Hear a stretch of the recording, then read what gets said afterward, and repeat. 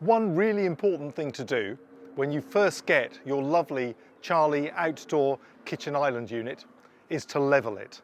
Exactly the same as you would if you've got a fridge freezer in your kitchen. You need to adjust the feet so that it sits absolutely square. And this is particularly common on patios because nearly all patios are built with a slight slope on them to allow the rainwater to drain off. So the symptom of that is pretty obvious. When we look here, we'll see that the drawers don't sit entirely square in the frame. And for them to open and close properly, it's really important to square them off by leveling the unit. So you'll see here, this one is slightly low on the right. If I pull it up on the right, the drawers level out. So all we're going to do is to adjust the caster to level it permanently. So get your spanner on both the bolts and wind them out so that the right-hand side raises up.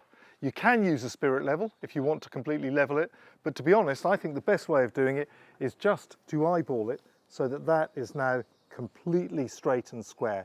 When you're happy with the position that you've got, just wind the top bolt into and up to the frame of the oven and just get it finger tight. It's not going to go anywhere, and then it's perfect.